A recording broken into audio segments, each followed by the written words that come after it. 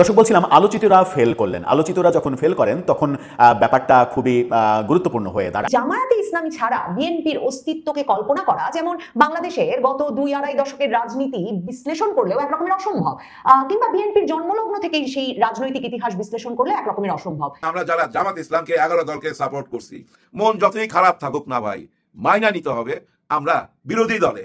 তবে একটা জিনিস খেয়াল করে দেখেন, 54 বছরে যতগুলা বিরোধী দল আসছে, এত বড় শক্তিশালী বিরোধী দল হয় নাই। জামাত ইসলামের নজিরবিহীন বিজয়কে ছিনিয়ে নেওয়া হয়েছে। জামায়াতে ইসলামী ছাড়া বিএনপির অস্তিত্বকে কল্পনা করা যেমন বাংলাদেশের গত ২-২.৫ দশকের রাজনীতি বিশ্লেষণ করলেও একরকমের অসম্ভব, কিংবা বিএনপির জন্মলগ্ন থেকেই সেই রাজনৈতিক ইতিহাস বিশ্লেষণ করলে একরকমের অসম্ভব। প্রেসিডেন্ট জিয়াউর রহমানের আমলের জামায়াতে ইসলামী স্বাধীনতার পর আবারও বাংলাদেশের রাজনীতিতে বৈধ দল হিসেবে অংশগ্রহণের সুযোগ পেয়েছিল, সেটা যেমন সত্যি, তেমনি একেবারে ২০০১ সালে নির্বাচন থেকে যদি বিবেচনা করা যায় তাহলে দেখা যাবে যে বিএনপির বরাবরের মূল নির্বাচনী এবং রাজপথের শক্তি হিসেবে কাজ করেছে জামায়াতে ইসলামী, এবং এ দফায়ও আসলে বিএনপিকে পথ পরিষ্কার করে দিয়ে ক্ষমতায় আনতে একরকমের পুরো প্রস্তুত করে দিয়েছে জামায়াতে ইসলামী। এবং এর ফলে জামায়াতে ইসলামী যেই প্রেক্ষাপটটি তৈরি করতে পেরেছে, মানে আপাতত মনে হচ্ছে জামায়াতে ইসলামী হেরে গেছে, কিন্তু দেখুন জামায়াতে ইসলামী এখন পর্যন্ত যে খবর পাওয়া যাচ্ছে তাতেই জামায়াতে ইসলামী ৭৪টি আসন পেয়েছে বিরোধী দল হিসেবে। বাংলাদেশের নির্বাচনী ইতিহাসে এই যে এত সংখ্যক আসন পেয়ে একটা বিরোধী দল গঠন করা, সেটাও কিন্তু সবসময় ঘটেনি। ২০০১ সালে যখন জামায়াতে ইসলামী বিএনপি সহ 4 দলীয় যে জোট তারা নিরঙ্কুশ সংখ্যাগরিষ্ঠতা পেয়ে ক্ষমতায় আসে, তখন আওয়ামী লীগ ৬২টির মতো আসন পেয়েছিল। আর ২০০৮ সালে যখন জামায়াতে ইসলামী বিএনপির 4 দলীয় জোটকে পরাজিত করে আওয়ামী লীগ নিরঙ্কুশ সংখ্যাগরিষ্ঠতা পেয়ে ক্ষমতায় আসে, তখন জামায়াত বিএনপির জোট ৩০টির মতো আসন পেয়েছিল সংসদে। সেখানে চিন্তা করে দেখেন যে ৭৪টি আসন এরই মধ্যে নিশ্চিত, আমি দেখতে পাচ্ছি সর্বশেষ খবরে আমার দেশ পত্রিকায়। তাহলে এই যে এত শক্তিশালী একটা বিরোধী দল, তাকে কি করে বিএনপি একরকমের ইগনোর করবে বা বিএনপি আসলে এড়িয়ে চলবে? তারেক রহমান এই হিসাবটা পরিষ্কার বোঝেন। এই যে যারা জামায়াত বিরোধিতার জেরে গিয়ে বিএনপিকে দলে দলে ভোট দেওয়া উচিত, এই প্রচারণাটা অন্তত নির্বাচনের শেষ ২ সপ্তাহ জোরদার ভাবে করেছেন, তাদেরকে একরকমের স্বস্তি দিতে, উস্কে দিতে জামায়াতে ইসলামী বিরোধী রাজনীতি ব্যাপকভাবে বিএনপি করেছে ২০২৪-এর আগস্টের পর থেকে, বিশেষভাবে নির্বাচনের তফসিল ঘোষণার পর থেকে। যে জামায়াত মুক্তিযুদ্ধ বিরোধী দল, জামায়াতে কি ভূমিকা ছিল ১৯৭১ সালে সেটা সবাই মনে রেখেছে, এমনকি তারেক রহমান সে কথা বলেছেন।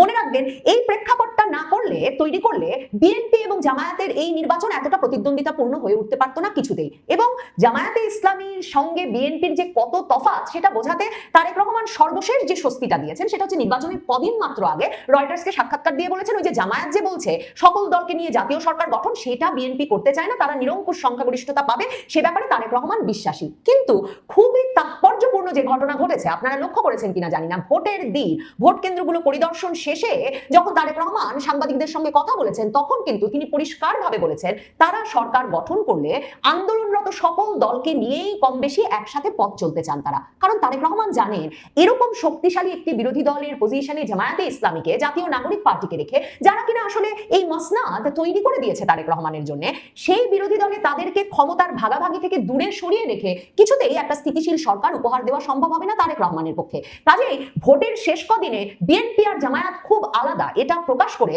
তারেক রহমান এবং বিএনপির ভোট বেড়েছে বটে, তারা একরকমের বিজয় নিয়ে এসেছেন বটে, কিন্তু একটা বিরাট শক্তিশালী রাজনৈতিক শক্তি হিসেবে উত্থান প্রকৃতপক্ষে এই ভোটের মাধ্যমে ঘটেছে জামায়াতে ইসলামীর। দেখেন, জামায়াতে ইসলামীর যখন আপনি ২০ জন নেতার নাম এখনো, এই যে ২০২৪-এর আগস্টের পর থেকে আমরা এত এত নেতা চিনলাম জামায়াতে ইসলামীর, তবু বলতে পারবেন না।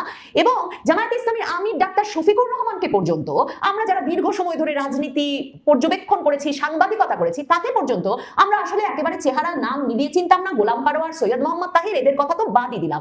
সেই জামায়াতে ইসলামী সারা বাংলাদেশে বিপুল পরিমাণ ভোট পেয়ে ৭৪টি আসন জয়লাভ করেছে। আর বিএনপির এক্ষুনি যদি আপনিও মনে করতে চান, আপনার শৈশব থেকে মন্ত্রী ছিলেন, এমপি ছিলেন এমন ব্যক্তিদের অন্তত ৫০ জনের নাম আপনি, এই যে খালেদা জিয়া পরবর্তী বিএনপি এবং বিএনপির একরকমের একটা দীর্ঘ সময়, ২০ বছরের বেশি সময় ধরে তারা ক্ষমতায় নাই, তারপরেও আপনি এ ধরনের একের পর এক তারকা নেতাদের কথা মনে করতে পারবেন, যাদের অনেকে তারকা হয়েছেন এমনকি ছাত্র দল সময় থেকে। তাহলে ভাবেন, এমন একটা দলকে যখন একটা হাড্ডাহাড্ডি লড়াই দিয়েছে জামায়াতে ইসলামী, তখন জামায়াতে ইসলামী জানে এই নির্বাচনের মাধ্যমে তারা দুটো পরিষ্কার অর্জন করেছে। এক, আওয়ামী লীগের রাজনীতিকে নির্বাচনের বাইরে রেখে, রাজনীতির বাইরে রেখে তারা একটা এমন প্রতিদ্বন্দ্বিতাপূর্ণ নির্বাচনের আমেজ ক্রিয়েট করতে পেরেছে, সৃষ্টি করতে পেরেছে বাংলাদেশে, যে বাংলাদেশে দলে দলে লোক অসাম্প্রদায়িকতার আদর্শে উদ্বুদ্ধ হয়ে, মুক্তিযুদ্ধের চেতনার আদর্শে উদ্বুদ্ধ হয়ে গিয়ে ভোট দিয়েছে জামায়াতে ইসলামীর 2-2.5 দশকের জোট সঙ্গী এবং জামায়াতে ইসলামীর রাজনীতিকে বাংলাদেশের রাজনীতিতে বৈধতা দেওয়া, স্বীকৃতি দেওয়া দল বিএনপিকে। আর জামায়াতে ইসলামীর আরেকটা যেটা বড় লাভ হয়েছে সেটা হচ্ছে তারা যে তাদের সাংগঠনিক কর্মকাণ্ড, যেটা তারা গত 15-20 বছর ধরে বাংলাদেশের ঘরে ঘরে নিয়ে গেছে, নারী কর্মীদের মাধ্যমে, ধর্মীয় প্রতিষ্ঠানের মাধ্যমে, ধর্মীয় শিক্ষা প্রতিষ্ঠানের মাধ্যমে বাংলাদেশের পরিবারগুলোর অংশ যে হয়ে উঠেছে জামায়াতে ইসলামী, সেই ব্যবস্থাটিকে, সেই রাজনীতিটাকে তারা যে ভোটের ফলাফলে একরকমের বদলে নিয়ে, ট্রান্সলেট করে তারা ব্যালট বাক্সে ভরে সংসদে যাওয়ার বিপুল পরিমাণ আসন নিয়ে ব্যবস্থা করতে পেরেছে, এটাতে পরিষ্কার হয়েছে জামায়াতে ইসলামী বাংলাদেশ রাজনীতিতে একটা শক্তিশালী ফোর্স হিসেবে, শক্তি হিসেবে থাকতে এসেছে। এবং এই যে জামায়াতে ইসলামীর রাজনীতিকে এদের ভোট নাই এই রবি তো শুনেছেন 2024 আগস্টের পর থেকেও এত বড় একটা আন্দোলনে নেতৃত্ব দেওয়ার পরেও 5-5টি পাবলিক বিশ্ববিদ্যালয় একের পর এক মানে ল্যান্ডস্লাইড, ভূমিধস বিজয় জামায়াতে ইসলামীর ছাত্র সংগঠন পাওয়ার পরেও বাংলাদেশের রাজনৈতিক বিশ্লেষকরা যে বলে এসেছেন এদের ভোট নাই, এখনো যদি তারা চোখ বন্ধ করে থাকেন, জামায়াতে ইসলামী জানে তাদের অসুবিধা নাই, 1 বছর পরে তারা নির্বাচন আদায় করে নিক। যদি বিএনপি তাদের থেকে দূরে সরে যায়, তাদের কথা না শোনে,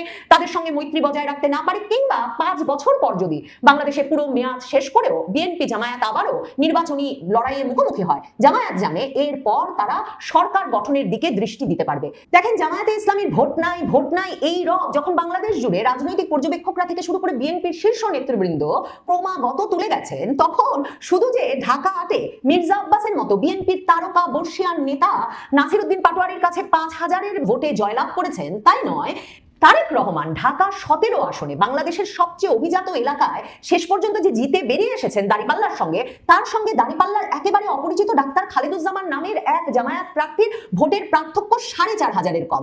কাজেই জামায়াতে ইসলামী প্রকৃত পক্ষেই আসনে আসনে বাংলাদেশ জুড়ে বিএনপির ঘাড়ে নিঃশ্বাস ফেলেছে এবং জামায়াতে ইসলামী জানে যে এই ঘাড়ে নিঃশ্বাস ফেলা তাদের পক্ষে খুব শিগগিরই বিএনপিকে গিলে ফেলার মতো পরিস্থিতিতে নিয়ে যাওয়া সম্ভব।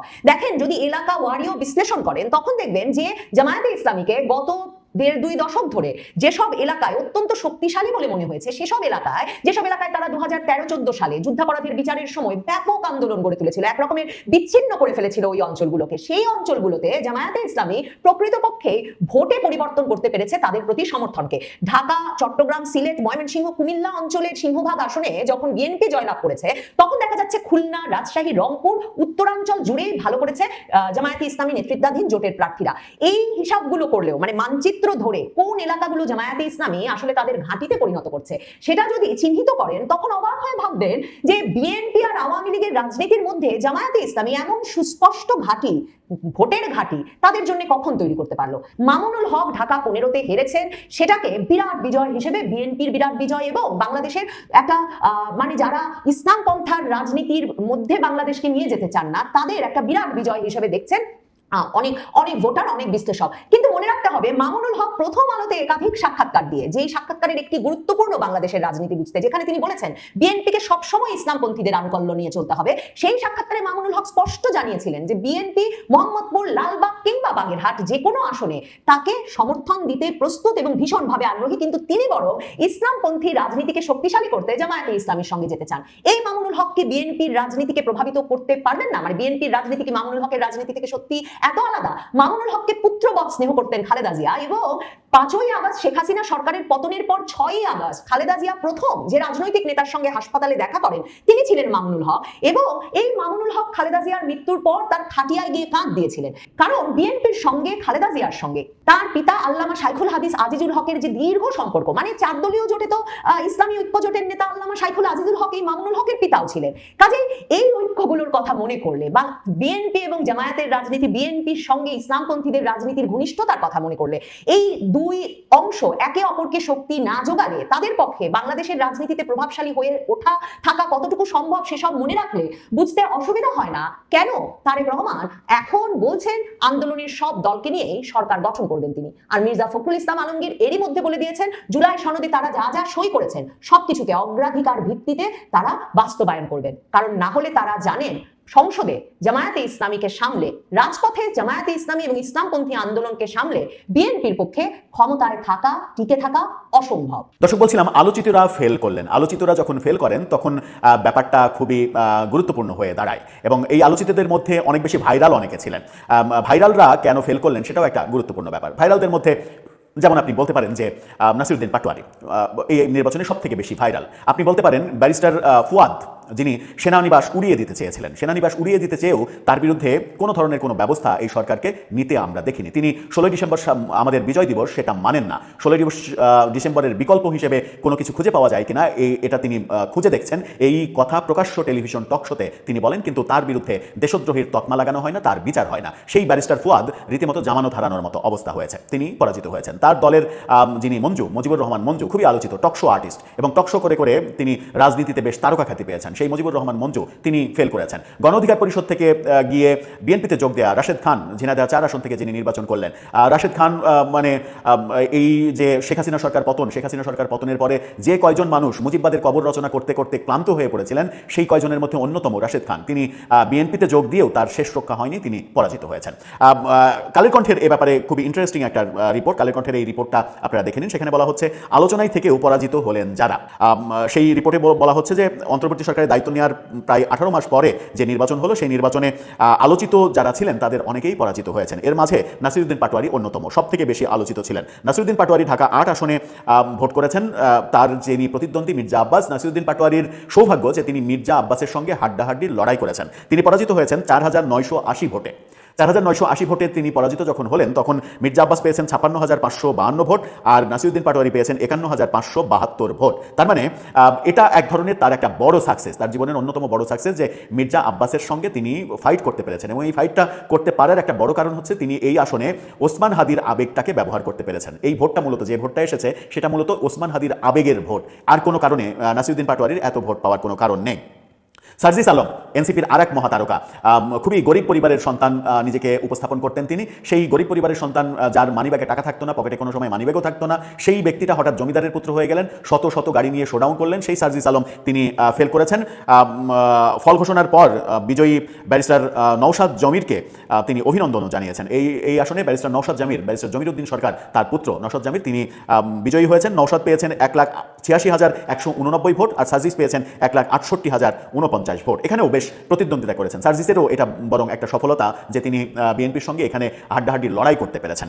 তাসনিম জারা, যারা ফেল করেছেন তাদের মধ্যে অন্যতম। তাসনিম জারাকে নিয়ে অনেক আলোচনা ছিল, কিন্তু তাসনিম জারা এই আসনে থার্ড হয়েছেন, মানে 40,000 মতো ভোট পেয়েছেন। ঢাকা 9 আসনে 40,000 ভোট পেয়েছেন, যেখানে বিএনপির প্রার্থী বিজয়ী হয়েছেন। তাসনিম জারা সংসদে আসুক এই ব্যাপারটা অনেকেই চাইছিলেন, কিন্তু তা হয়নি। আমরা দেখেছি বরিশাল 5 আসনে ডাক্তার মনীষা তিনি ফেল করেছেন এবং ডাক্তার মনীষা ফেল করেছেন বাসদের মহিমার্কাই মানে প্রার্থী হয়ে। তিনি 3 নাম্বার হয়েছেন, তৃতীয় হয়েছেন, বেশ কিছু ভোট পেয়েছেন, 20,000-এর বেশি ভোট পেয়েছেন। দ্বিতীয় হয়েছেন সেখানে চরমনাই পীরের ছোট ভাই মুফতি ফয়জুল করিম, তিনি ফেল করেছেন। এটা আবার একটা মহাতারকা বাংলাদেশের, মুফতি ফয়জুল করিম, তিনি ফেল করেছেন এবং তিনি 2 আসনে নির্বাচন করেছেন, 2 আসনে কোথাও পাশ করেননি এবং তার দল মানে 250-এর বেশি আসনে প্রতিদ্বন্দ্বিতা করে মাত্র 1টি আসনে জয়লাভ করতে পেরেছে।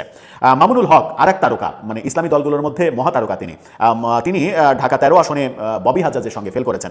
সেই ফেলের ব্যবধান মাত্র 2,320 ভোট। ববি হাজ্জাজ পেয়েছেন 88,387 ভোট আর মামুনুল হক পেয়েছেন 86,067 ভোট। খুবই কানের কাজ দিয়ে তিনি ফেল করেছেন। আমিনুল হক বিএনপির খুবই আলোচিত একজন প্রার্থী, সাবেক ফুটবলার, ফুটবল দলের সাবেক ক্যাপ্টেন। ভাবা হচ্ছিল যে বিএনপি জিতলে ক্রীড়ামন্ত্রী হবেন আমিনুল হক, কিন্তু সেই আমিনুল হক জামাতের প্রার্থী আব্দুল বাতেনের কাছে হেরেছেন। বাতেন পেয়েছেন 86,823 ভোট, আমিনুল হক পেয়েছেন 84,207 ভোট। এখানেও 2,000 সামথিং ভোটের, 2,600 ভোটের মতো ব্যবধানে আমিনুল হক হেরে গেছেন, দুর্ভাগ্য তার। মিয়া গোলাম পরোয়ার জামাতের সেক্রেটারি জেনারেল, জামাতের সেক্রেটারি হেরে গেছে, এটা একটা বড় দুর্ঘটনা জামাতের জন্য। তিনি খুলনা 5 আসন থেকে ভোট করেছেন। আলী আসগর লবির কাছে 2,702 ভোটে ফেল করেছেন তিনি। লবি পেয়েছেন 1,47,658 ভোট, গোলাম পরোয়ার পেয়েছেন 1,44,956 ভোট।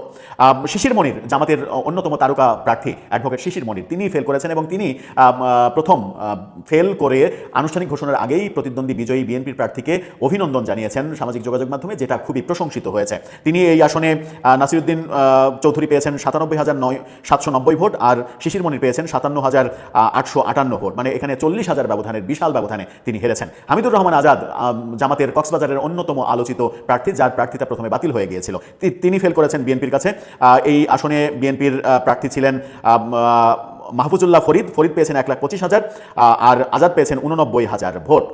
জিএম কাদের এটা একটা মহাতারকা, জাতীয় পার্টির চেয়ারম্যান, এবং জাতীয় পার্টির 196 আসনে নির্বাচন করে একটি আসনেও জিততে পারেনি। জিএম কাদের ফেল করেছেন এবং এই আসনে জিএম কাদের পেয়েছেন মাত্র 43,385 ভোট, এবং এই আসনে তিনি তৃতীয় হয়েছেন, দ্বিতীয়ও হতে পারেননি। এটা জাতীয় পার্টির ইতিহাসে সব থেকে বড় দুর্যোগ।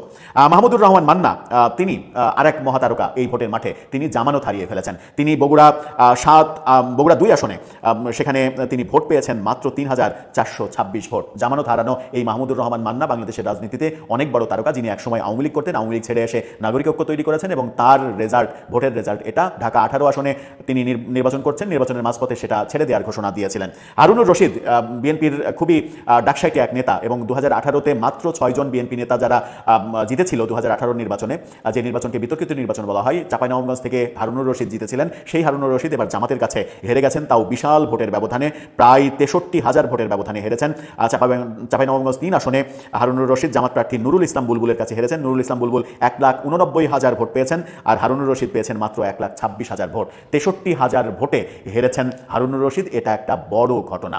সব মিলিয়ে এই যে তারকাদের, মানে এবারের ভোটের বড় তারকাদের হার, এই বড় তারকাদের হার, যার মধ্যে সব থেকে উল্লেখযোগ্য হচ্ছে নাসিরুদ্দিন পাটোয়ারি, সার্জিস আলম, এদিকে রাশেদ খান, ব্যারিস্টার ফুয়াদ, এই প্রার্থীগুলো যদি হারেন, এত মানে হাইপ তৈরি করলেন, রাশেদ খান এত হাইপ তৈরি করলেন, কিন্তু নির্বাচনের মাঠে গিয়ে ধরাশায়ী হলেন। এতে কি তারা বুঝতে পারছেন যে ওই হাইপ তৈরি করা, ভুল ভাল বকার রাজনীতি আর ভোটের রাজনীতি, এটার মধ্যে একটা বড় পার্থক্য রয়েছে? আমরা যারা জামাত ইসলামকে 11 দলকে সাপোর্ট করছি, মন যতই খারাপ থাকুক না ভাই, মাইনা নিতে হবে আমরা বিরোধী দলে। তবে একটা জিনিস খেয়াল করে দেখেন, 54 বছরে যতগুলা বিরোধী দল আসছে, এত বড় শক্তিশালী বিরোধী দল হয় নাই। এখানে 80 থেকে 81টা আসন নিয়ে বিরোধী দল, আর আগে ছিল কি 30 থেকে 35টা, এর মধ্যে 17-18টা থাকতো গৃহপালিত বিরোধী দল। এই বিরোধী দল আর ওই বিরোধী দল তো এক না, নিশ্চয়ই, তাই না? এটা আমি মনে করি আল্লাহর একটা উপহার, এটা মাইনা নিতে হবে। সত্যটা মাইনা নিয়া জনগণের জন্য কি করা যায়, জনগণের সেবা কইরা কিভাবে মন জয় করা যায়, আগামী 5 বছর পর নির্বাচনে কিভাবে আবার মানুষের ভোট পাওয়া যায়, কোথায় ভুল ভ্রান্তি ছিল, সেই ভুল ভ্রান্তিগুলা বাইর কইরা দেশের পক্ষে থাকতে হবে। খামাখা কোনো কিছু বিরোধ করা যাবে না, অশান্তি করা যাবে না। অন্তত 3টা মাস, অর্থাৎ 100 দিন চুপচাপ দেখতে হবে, কারণ এটা হচ্ছে হানিমুন পিরিয়ড। এই হানিমুন পিরিয়ডটাকে পার হইতে দিতে হবে। আর এই হানিমুন ডে গুলার মধ্যে দেখি না আর কয়টা অফিস উদ্বোধন হয়, আওয়ামী লীগের আর কয়টা অফিস উদ্বোধন হয়। আর এই উদ্বোধন করাটা ভাই আমাদের চোখে যত কিছুই চিন্তা করি না কেন, তাদের দৃষ্টিতে দেখেন এটা একটা নেক কাজ, কারণ তারা তো কথা দিছে যে ভাই আমরা পাশ করে আসলে তোদের ভোটটা খালি দে, পাশ করে আসলে তোদের অফিস উদ্বোধন করে দিতেছি, এবং জয়কেও আমরা ফিরে আনু।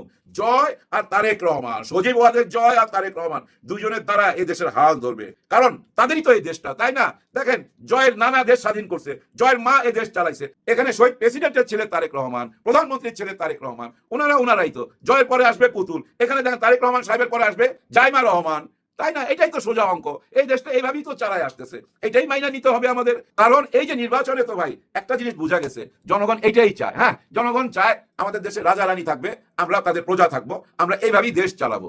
আমাদের অসুবিধা কি, ওনারা যদি মাইনা নেয়, কিন্তু মাইনা নেওয়া যাবে না কোনটা জানেন?